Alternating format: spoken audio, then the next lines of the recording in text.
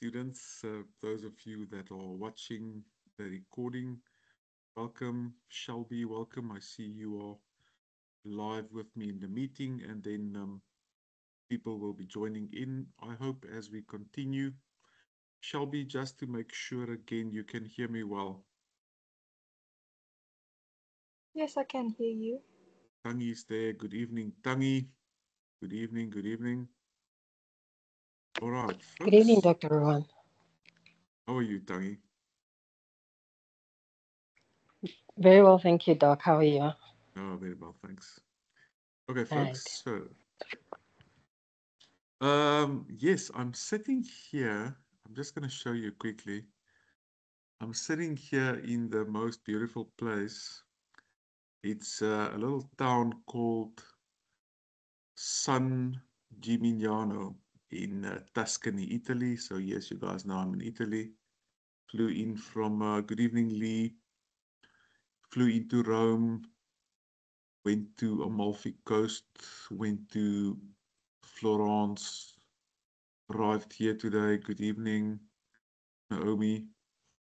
Going to Milan and Lake Como and a lot of other nice places. Oh, The we. meeting, the meeting is recorded. So yeah, I'm sitting in a little hotel room. Let me see if I can show you what it looks like. My view from my room. Let me go to WhatsApp.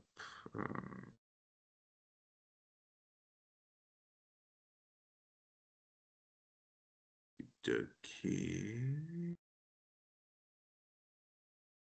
Stop that.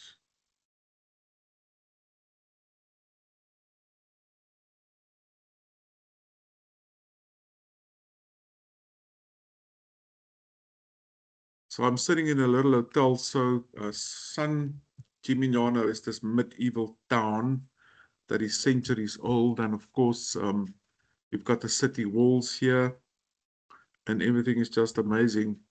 So this is the view looking down from my hotel room out into the little street. You can see the old buildings, and of course there's lots of shops and interesting little places. The interesting thing for me about Italy specifically is the fact that there's not big malls here. It's all small providers. So there's a butcher and there's a bakery and hundreds of little street hotels and so on. Guys, I'm going to make this session very informal. Well done to everyone. Your submission date, if I'm correct, was September the 25th for part 2, which means we've got 2 outstanding submissions, which is part 3, and then the final report. Remember, part 3 will be marked by your pod leader, and that's it. After that, your pod leader will no longer be assessing your work. We will swap out on campus, and there will also be a moderation sample which goes to an external moderator. So you and your pod leader will work together on the new submission, on the following one, I mean, the part 3 submission. And from there on, of course, we are sitting with, good evening, Arcello. We are sitting with swapping out. So the first thing I want to say, and I chatted and I checked with Shelby just before we started, I'm going to share an example. Danielle, I'm going to share your example of what an ethical clearance letter looks like. Guys, this is an example. So obviously, because I had to fly out my students, my pod, we did the whole ethical clearance meeting earlier. We had to move it earlier. And I must say, it went extremely well. Everyone went through it, through the whole clearance process with flying colors. The end result of a successful ethical clearance meeting is this. It's a letter signed by your pod leader and by our academic lead, Fanny. And in this letter, if I can share yours, Danielle, as an example, you will see that you have been ethically cleared. Ethical concerns is not a problem. And in a sense, you are, with this letter in hand, given the green light. You're given the go-ahead to commence data collection. Obviously, your pod leader will guide you, but this means you can. So more importantly, without an ethical clearance letter, folks, you are not allowed to commence data collection. Please don't do that. Please don't approach people. Please don't do it behind your pod leader's back or do anything that can get you in trouble. Some of you will go through the ethical clearance letter. So it's a very nice letter, hey? Some of you will go through the ethical clearance letter process first round without any problems. I'm not going to call it problems. I'm going to call it outstanding. Some of you, like my student, I think there's one, is it you, Tangi, that needs to submit a gatekeeper's letter. So what we say, when we do the meeting, we say the student is 100% ethically approved. No problems. There's no red lights. We can issue your ethical clearance letter or your ECL. Let's call it an ECL. We are more than happy to issue your ECL on submission of your outstanding documentation, something that might be a gatekeeper's letter, for instance. And the minute you make that available to your supervisor, sorry, pod leader, not supervisor, sorry, forgive me, your pod leader will make the documentation available to campus, and Reynoldo and all of them plays a role here. And then you will receive your ethical clearance letter probably via email from campus, from someone like Reynoldo. And then, of course, you are good to go to the next phase, which is now collecting data. All right.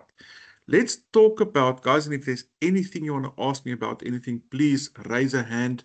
Please use the chat window. I know there's still some uncertainty about assignment 3. I'm going to show you now what it's about.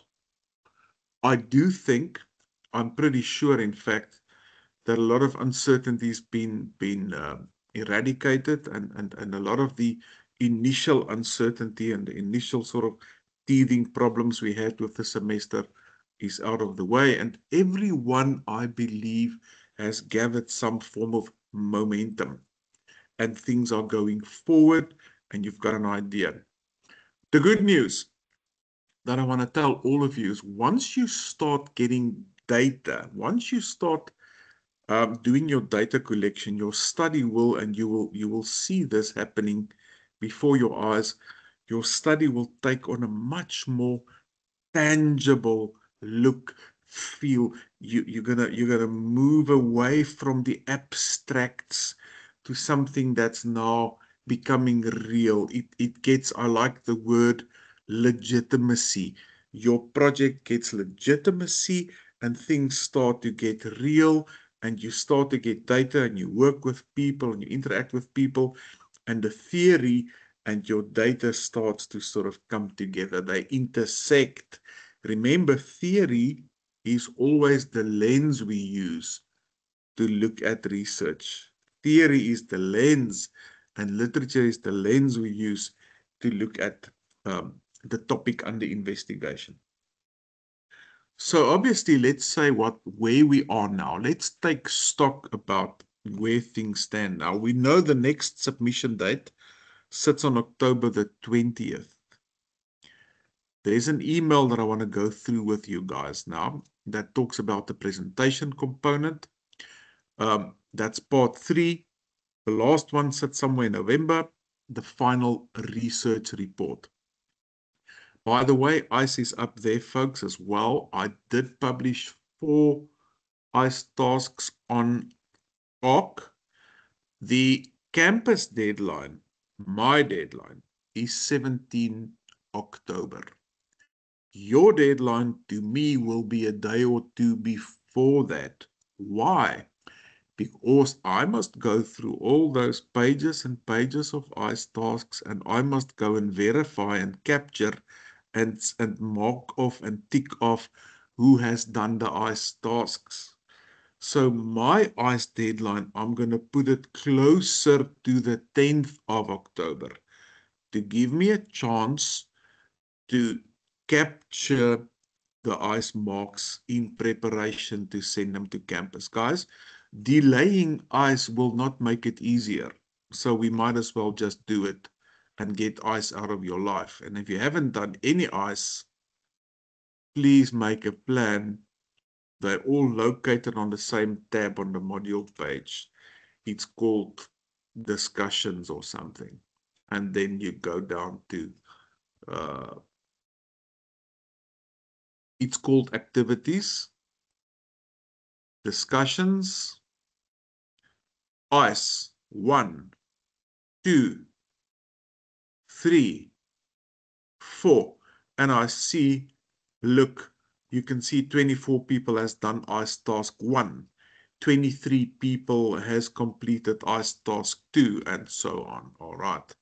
So everyone knows what to do. Everyone is on the right track. No one is in the dark about ICE. Can I reiterate?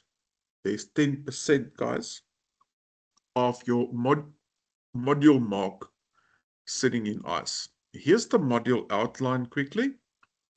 Let's just take stock of the mark allocation again and the weighting of the module.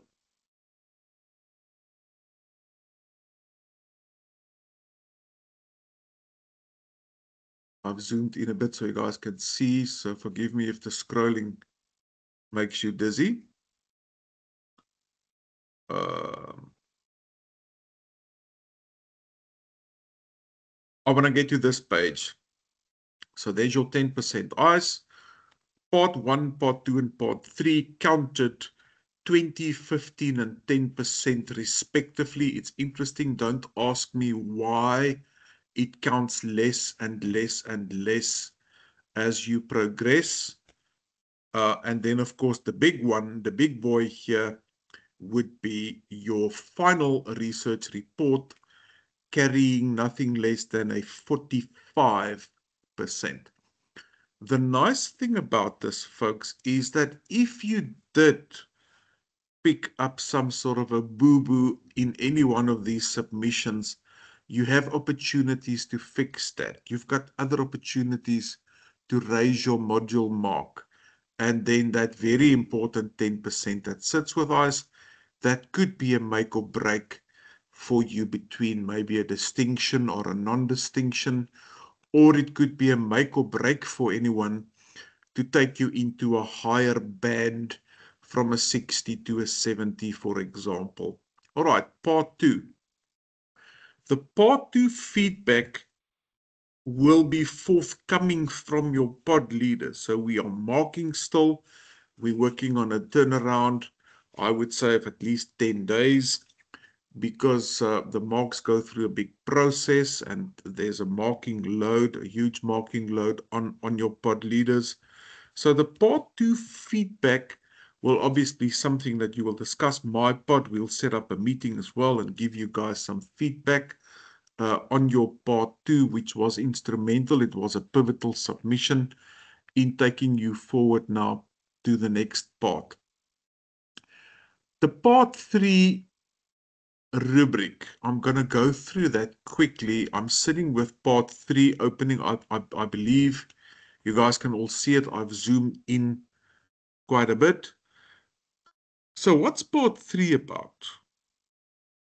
We've sort of put together our intentions now, and we've explained our methodology, and we've motivated our methodology, and we said, where do we want to go? And we said, how do we want to get there?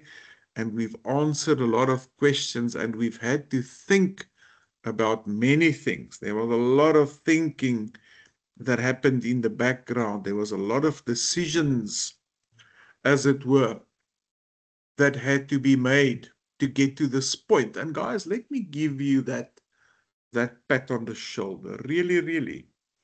and say, we are extremely proud of you for getting to this place where data collection is the next step. And I mean, can you believe that we are there? Hey?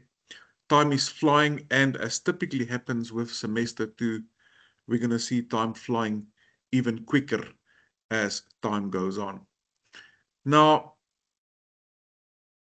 part 3, the last formative part, which they call it, before the single summative in the final report, we'll be looking at data collected and preliminary findings. So the expectation with this one is quite interesting. You guys see now that at this point you are going to present your findings. I'll share the email in a minute, but let's go through the rubric first. So you're going to write a summary of your findings. You're going to do that presentation. Yes, that will happen in our normal timetable slots. And you guys need to compile a physical presentation file that you will also submit on ARC. So your task is to develop a presentation that provides a summary of the information to be included in your research report. So this assignment 3, is one that's going to leap you, that's going to catapult you, that's going to put you on the trajectory for the research report. It's a summary, it's a synoptic view of everything that you're going to pull together and include and take up in your final report. Here's a guideline for you. We don't have a template. We leave that open to you guys. There's going to be an introduction, a brief overview of the literature. Again, why is literature important? Because it's the lens. Contemporary literature tells us what is going on in the big wide world. Because guys, you are now a subject matter expert. You are a global subject matter expert. You are an independent intellectual. Don't you love that term? You are an academic. You know what's going on in the libraries of the world, if I can use that figurative speech. We know it doesn't work like that anymore. But what are the important modern day scholars saying about your topic? What's the word on the street about your topic? The word on the academic street. Overview of the literature, overview of your research method, a brief overview of your data analysis methods and findings, and then a conclusion. Your presentation should not be longer than 10 minutes. That will be presented, and this will not be for the whole class. You will sit with your pod leader in your normal timetable slot and present to your fellow pod members as an audience. Everyone have that? Pod leader, your fellow pod mates, not classmates, pod mates, will be joined in a link. It will not be the class, so there will be separate links created for different pods so that we can dial in simultaneously in the timetable slots, and everyone will be allowed to share and present the presentations. Reference all your sources accurately and correctly according to Harvard Anglia. Guys, your presentation should contain references. Please see the assessment rubric. All right, and there's a lot here. There's a lot of data here. Content. I need to zoom out a bit, I'm sorry. So content, and as I always tell you folks, there's a lot of tips here. It is well worth the effort and the time to read through these bullets carefully. Here, we are giving you what we want to see. Remember, guys, we use the rubric to mark your work. So if that's the case, you want to align with whatever's in the rubric as best as possible. We don't sit on a couch and decide what we want to do or just give you an impression mark. Oh, this looks nice. This is a 70. Oh, this looks all right. This is a 63. We use the rubric. So the rubric is the place where you want to make very sure that you know what's the expectation and you've got an idea of how we would evaluate and assess your work based on the rubric. All right, so there's the rubric. 40 marks sits in the content. What's the actual stuff you're giving us? I'm not going to go through these bullet points. Please take a minute to do that. Look at this interesting point here. Data has been professionally presented. Example narratives, tables, figures, infographics, graphs, diagrams. Guys, the world's your playground. I want to give you that freedom again this evening and tell you, because you are postgrads, you can literally do whatever you want.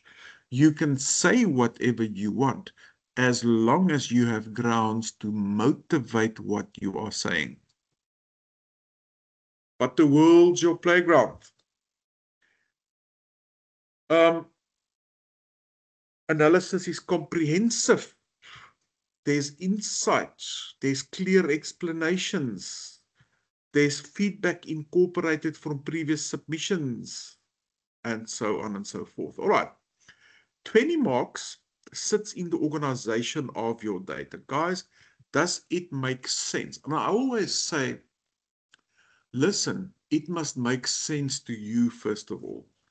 If it doesn't make sense to you, how on earth is it going to make sense to your reader, to your viewer, to your marker, to your audience? It must make sense. It must be logical. It must be coherent. There must be a flow that makes logical sense. It must be sensible and rational. One of the big no-nos of a slideshow is putting too much detail on a single slide, causing clutter. Guys, don't do that. Don't fall into that trap. You're not supposed to type paragraphs out on a slideshow, on a PowerPoint presentation. By the way, you can save your slideshow in PDF format, not in PowerPoint, and that is what I would recommend. Save it as a PDF, because that just means it's going to open nicely on different devices, and submit the saved PDF on ARC. When? At the deadline. Will the presentations take place on that very day? No, it won't. We've got a window to take care of the presentations, but the submission deadline on ARC, which sits on the 20th, means that you will have to submit your document, your presentation document, by the submission deadline. Presentations, or the sort of second leg of this, we'll organize that, and pod leaders will arrange that with their students, with their pods. So I will speak with my pod, Tumi with hers, Checho, etc., etc. All right. Well organized and coherent content, logical, sequenced, and is your audience led and orientated? Then the delivery. How well can you deliver? Are you well prepared? When you're sitting in a classroom, folks, I want you to see this in the eyes of your mind, looking at someone presenting, but they're not really presenting to you because they are sitting here looking at a phone. They're not really connecting with you as an audience because they are looking at cards or at a book A4. That's the worst, at an A4 book here reading down. Because that evening, well, for my part, I would like you guys to put your cameras on, make eye contact with the audience, and come prepared. The notes that you put on the slide are there to lightly guide your audience. It's not there for the audience to sit and read, and an audience member feels, oh my gosh, I have to read through a book that this person has put on there. That's too much for me. One or two keywords or key phrases, please do not clutter slides. Do not make slides with extravagant themes or effects or colors. Don't do that. Avoid it. The typewriter effect, and your words drop in letter by letter, tick, tick, tick, tick, tick, tick, tick, like a typewriter, or the bomb, or the racing car. Avoid that, guys. That's fun, but not here. This is not the time and the place. We want to see that gleaming of professionalism. We want to see that in your presentation. We want to see it in the way you handle yourself, the way you compose yourself. We want to see it in your visuals. All of that's important. The content is the most important. But look how many other marks is up for grabs besides the content. So you're going to come prepared to that evening. You're going to walk in there knowing what you want to say by heart. In a real classroom scenario, you would probably use index cards. You guys know index cards, those little cards with the white with the blue lines on it, and you will almost in a way that's not distractive, glance to your cards now and then to look at your keywords, and the rest of the time, folks, 90% of the time, your eyes is making contact with audience members. I'm sketching the scenario in a real life venue. We've got a virtual room, of course, but you are gonna present with your eyes as I'm doing now, your face and so on, and you're gonna come prepared. You're not gonna sit like I'm demonstrating now here, trying to read through pages and pages and pages for 10 minutes and not make contact.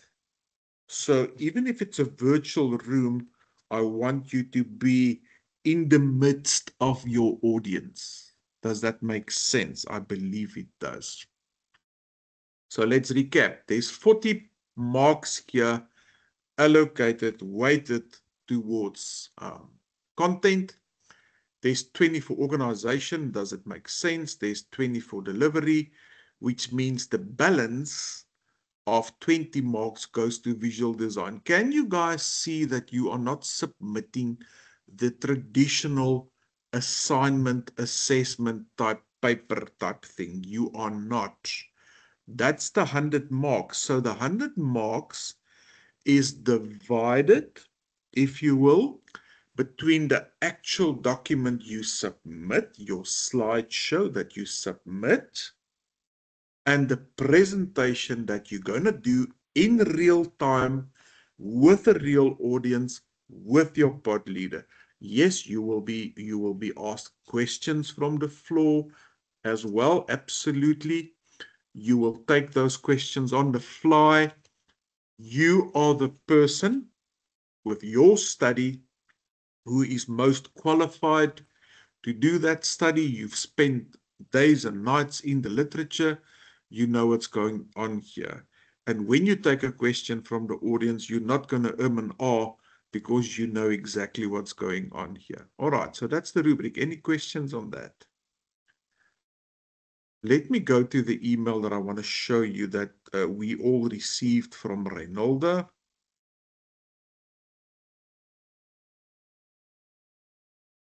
And the one I'm talking about is actually this one. Folks, I'm still sharing my screen. So this was directed to pod leaders, but it's going to be very explanatory. So let's go through it. You'll see there's timetables there for the 3 different programs. This was directed at everyone for all pod leaders within that. Now, please read with me so that you don't have any uncertainties about this. Part 3 is due on the 6th for Ahmed or 20 October for Remy. That's us. We are due on October the 20th. What is due, sir? Your presentation file is due, folks. Where is it due, sir? On ARC, folks, on the normal submission link where we always submit. So there's a submission deadline for you to submit your slide presentation file. All right. Let's see what else they're telling us. Pod leaders will run the presentations. All right, we know that. And the presentation can be done during the regular Remy slot as per the timetables attached. Now we know that we've got class. We missed class last week because of the public. We know that we've got class on the 1st of October, which is today. The 8th of October, it won't be then. The 15th of October, it won't be then. The 22nd of October, yes, that's probably when it will be. Why? Because you've submitted your slide document the 20th. Now 2 days later on the 22nd, we've got a class. Maybe that evening we will say, all right, let's earmark the 22nd for our presentations. All right, let's continue. Should you not be available in a time slot, you can schedule a different time that is suitable for your pod. So you guys are all available during timetable slots.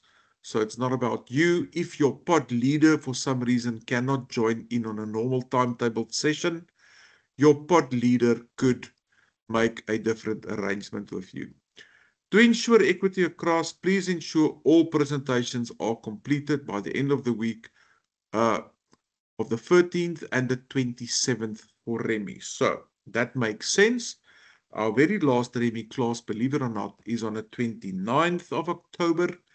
So obviously we will be looking at October the 22nd in all probability to do our presentations. Should you use the Remy time slot, please ensure that you create a meeting link for students so that each pod has its own room. Yes, we are not using the main class link, or we might if my pod uses that, but we'll give you guys good information on that. But this is not a class exercise, it is a per pod exercise. So there will be a link so that a pod can dial into a specific link and then not only get a chance to present as a pod member, but also have the role of acting as an audience member, listening to the presentations of your peers. Pod leaders to confirm their final presentation slot with me. This includes sharing date, time, and link, and this is, of course, from Reynolda. All right. Format. This is interesting. In line with the instructions provided in part 3 of the rubric, marks are awarded for the presentation format and delivery. That's it. That's the 2 legs. Remember, I told you guys now marks are divided or made up or compiled of the actual submission file that you give us, and then the delivery component when you do your presentation. There is no template from our side, our being the IIE Varsity College. There's not a template. In other words, you can play around. Presentations must be conducted live with the remainder or the rest of the pod in attendance. We know that. Presentations should not exceed 10 minutes. Guys, 10 minutes is long to speak. It's also short. You're going to practice and rehearse and practice and rehearse this thing until you can do it flawlessly. Presentations must be referenced. In other words, we want to see a reference list and references included. Don't do this without any references. As a guideline, students could include 6 to 8 slides, including at least the following. Read with me. An introduction. We saw that in the brief. Overview of the literature review, overview of the research method. We saw that in the assessment brief. Overview of data analysis, findings and conclusion. The pod leader can decide if the pod would prefer students to share from their side or if the pod leader preloads the presentation. I think in my case, I would prefer that students share from their side so that you can navigate and run the whole presentation as a moderator. Reiterating, the presentation should be completed by the submission date, which we know now is October the 20th. So you could request that the PowerPoint is ALS. I don't know what that means. If anyone knows, please enlighten us. Share directly with you at the time. Oh, I see. So you could request that the PowerPoint is shared with you at the time. Please ensure the students understand that they must still submit through ARC. All right. So that doesn't really say a lot. You know you have to submit something on ARC, where the normal penalties will apply if you don't submit. And we will arrange something between every pod leader and their pod as to how presentations will be facilitated on the day. Nothing complicated. I think the easiest, logistically least challenging would be to say there's the link. Everyone can dial in as with full rights and share from your side the presentation and navigate your way through it. Guys, this is it. This is an important email, but this really summarizes what we need to know.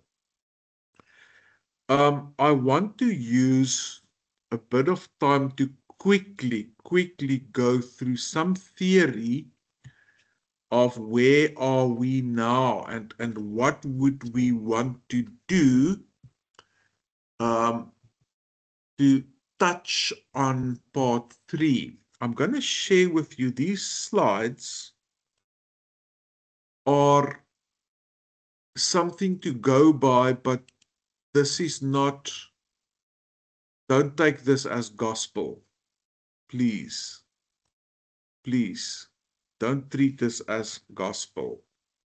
It's going to give you some things to think about. Qualitative data analysis, I'm going to give you some pointers here on qual and quant just quickly so that you can sort of conceptualize in your mind what this whole story now entails. You're going to get data. You're going to sit with raw data. Speaking of that, what about the raw data that you get in? What do you do with it? The first thing you do with it is to keep it safe, to keep it very, very safe, very confidential, to back it up again, put it in a cloud, and look after the data for at least 5 years.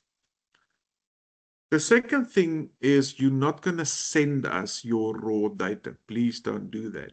Yes, make it available.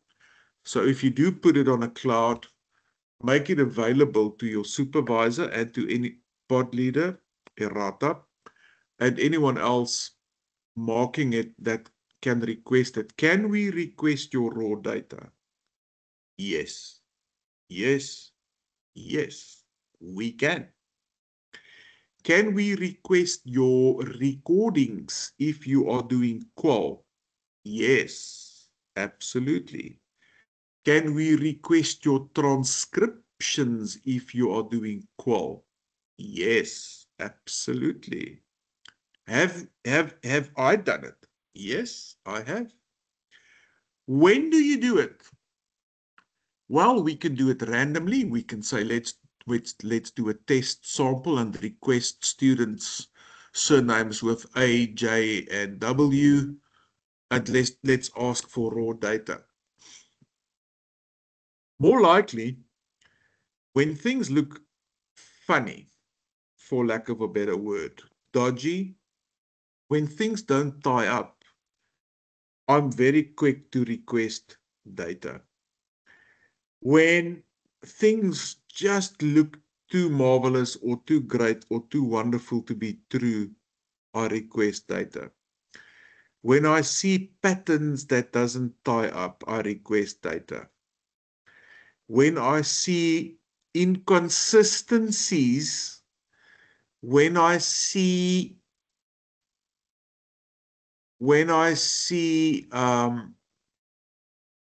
patterns that raises an eyebrow, I request the data. Because is that data manipulated in any way?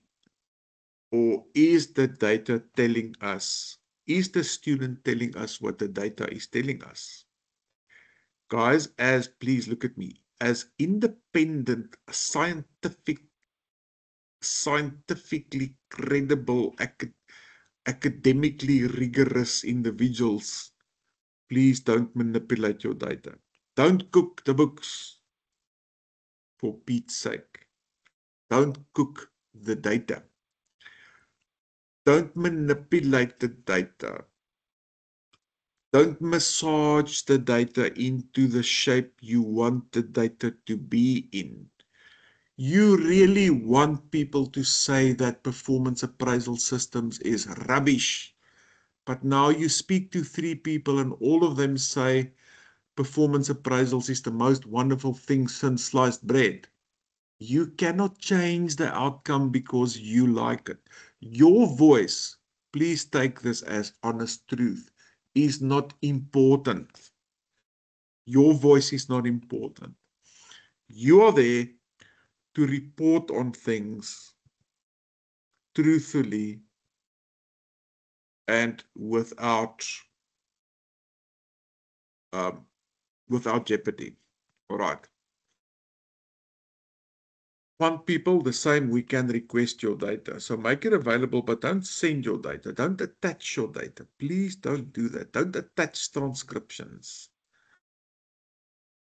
Qualitative data, I'm going to go through this quickly. I'm going to go through it again for the next week or two.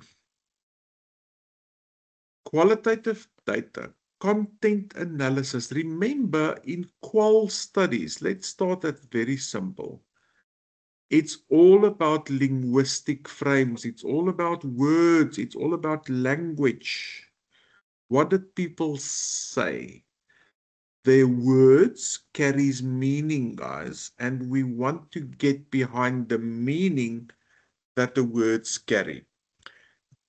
Now, I want to take you to a much lighter place with all of this. You will see that coding can be a very heavy and a very mechanical process. We use, listen to me, qual guys, we use hardcore coding when databases are massive. So when I do work for a call center and they take 100,000 calls a day, and we want to look for very specific things. We want to listen out for brand names, swear words, words of appreciation. There's no way that a person can do that coding. There's no way. But you guys can take a much lighter. You don't have to do heavy lifting with your coding, with your analysis. You don't have to. Call people, you are interviewing 3 people. I want you guys to please don't overdo this in terms of the mechanical methodology you put on your coding. Make it a bit more organic, and I'll tell you why. When you code from a strictly defined code place, like I explained on the call center. We're talking to people in a call center about medical products, and we want to listen for medical names. We want to listen for Myprodols or Mybulen. So we code for that and we listen what people say. Hear people talk. Your database is small enough for you to manually, as a person, evaluate. That's the point I'm getting to. Don't make it a mechanical process, make it more organic. Pick up on the themes, but also what's written between the lines. Will someone just admit that person? I just want to check the track.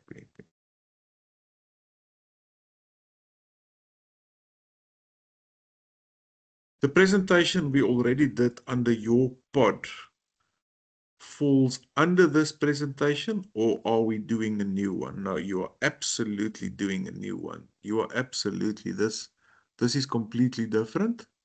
So nothing that you've done up to now, America, is got anything to do with what the assignment is about. Does it answer your question? Yes. 3 people. Tell me about your dog. One guy say, I love my dog. One guy says, my doggy is my best friend.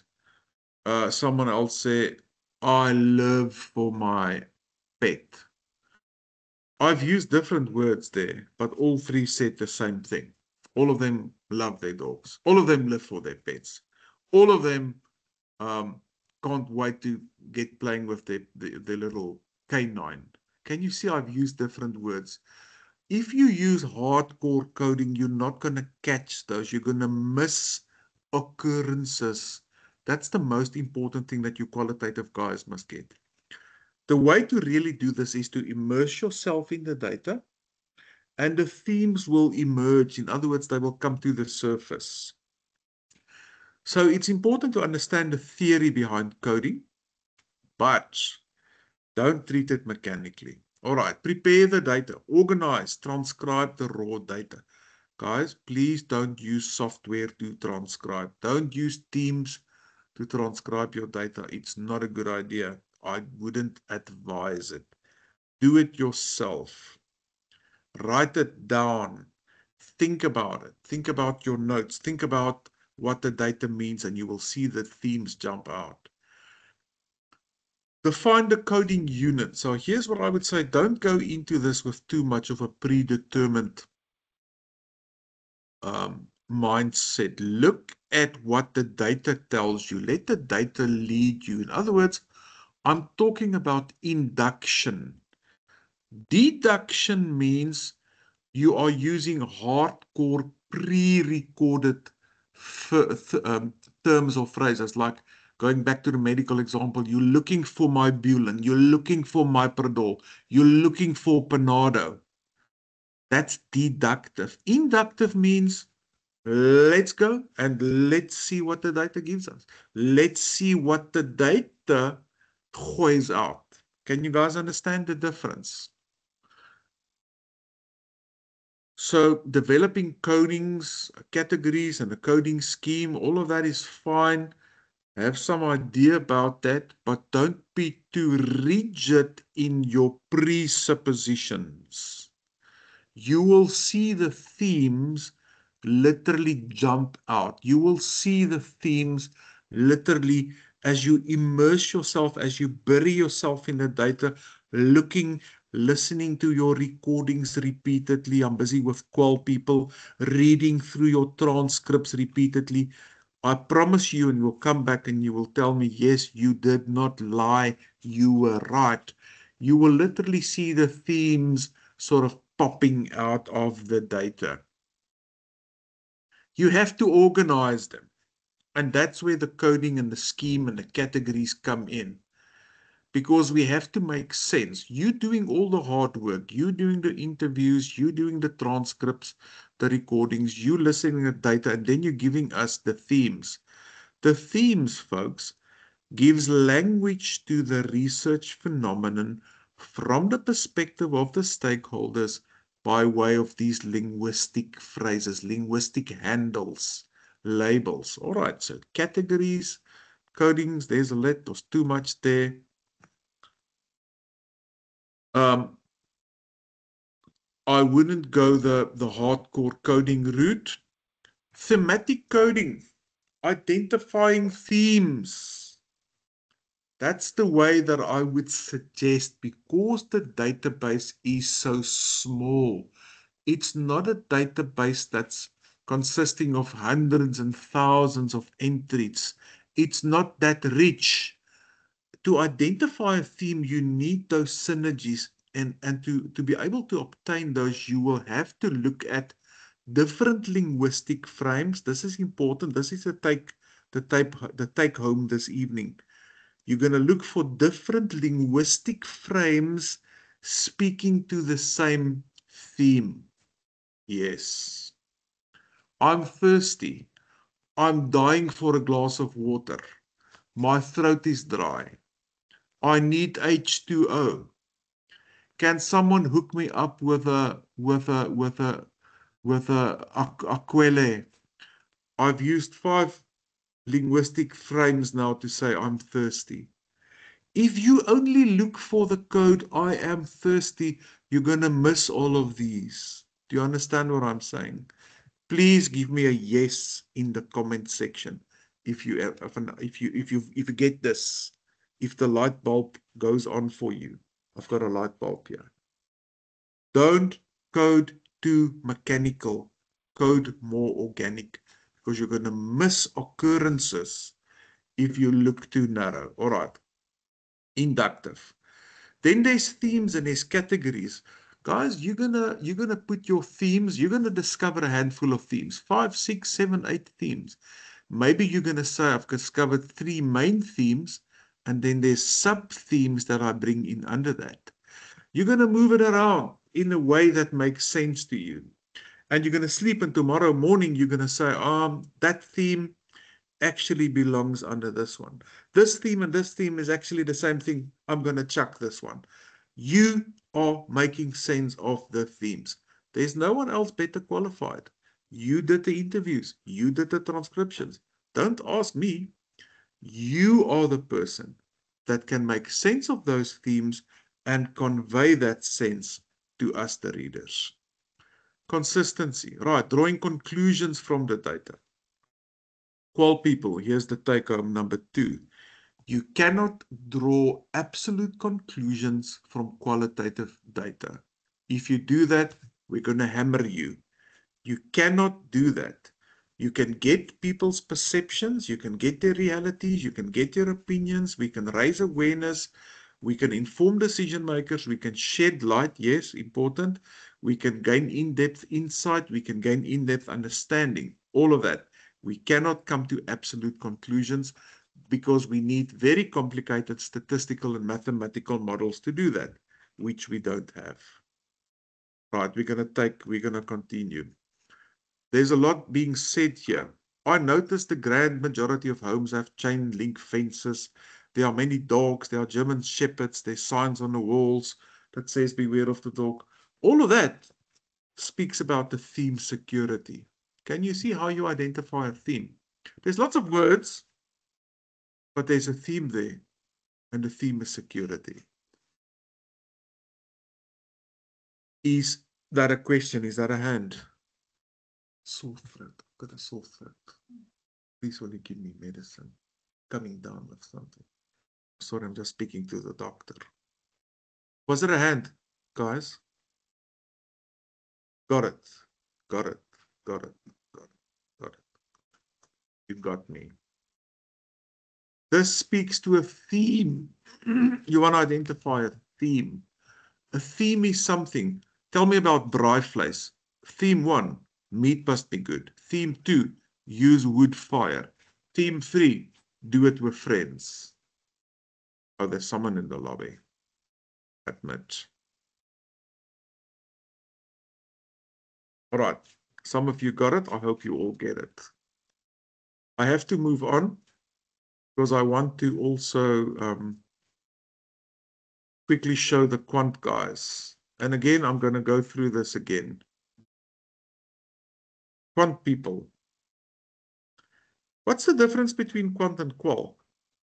Answer is easy. With qual, it's language that does the work. With quant, it is numbers that does the talking. Quant people, take a look at this. Statistics, numbers, graphs, tables.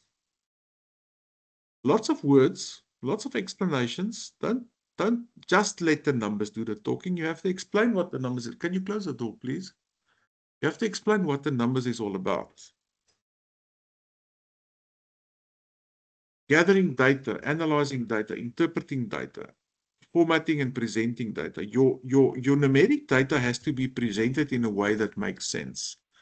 So with descriptive stats, you guys are going to find that function on Excel, mean, mode, median. Mean, mode, median. We all know what mean is, arithmetic mean, median and mode. All of this, Excel does all of this for you. It summarizes data. Guys, there's a data set. There's a lot of entries there, A, B, C, and D, and then there's some entries. It could be any sort of any measurement, for instance, doesn't matter. And there's a range of data. So you people will know, you normally numbers people like this, they enjoy stats. Normally people that are not good with stats don't want anything to do with it.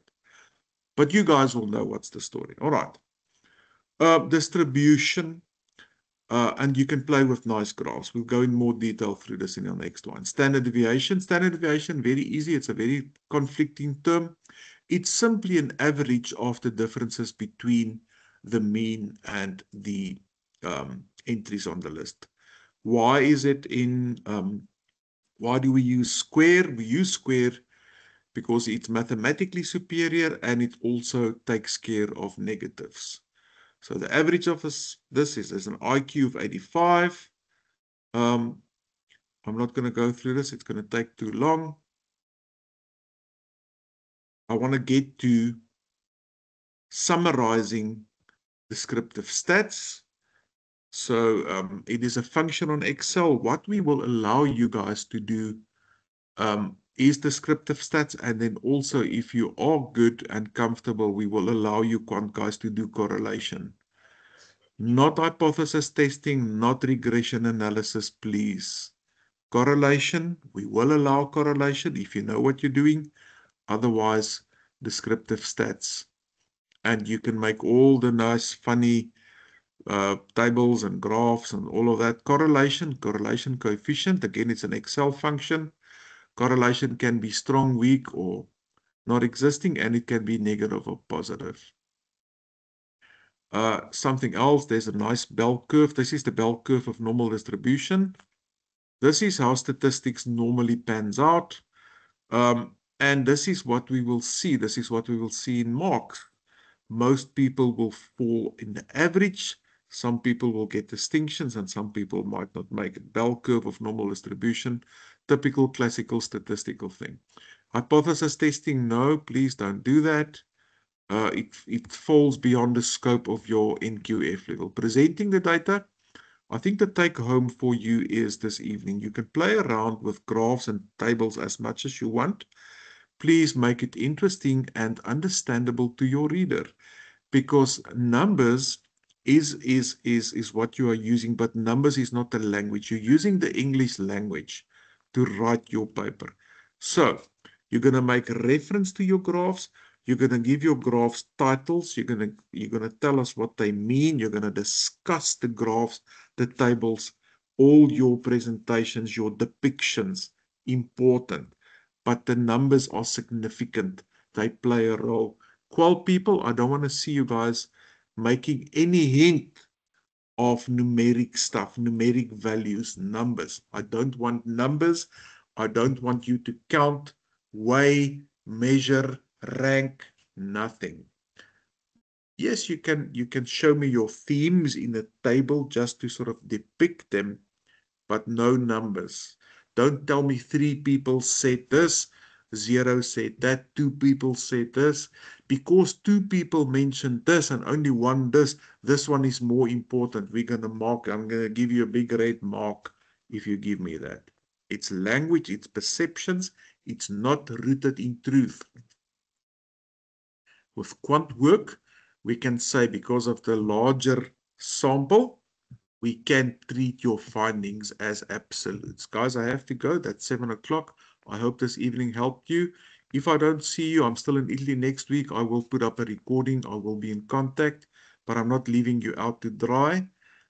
Please focus. Please don't for 1 minute take your eyes off the goal, which is to do well in your research project. I think we've got, we all have critical mass now in terms of your motivation. I will put it on ARC America. Send me a reminder on WhatsApp as well, please, if you don't mind. I'll put them on ARC. Folks, take care. I greet you. Happy to adjourn. Speak soon. Cheers.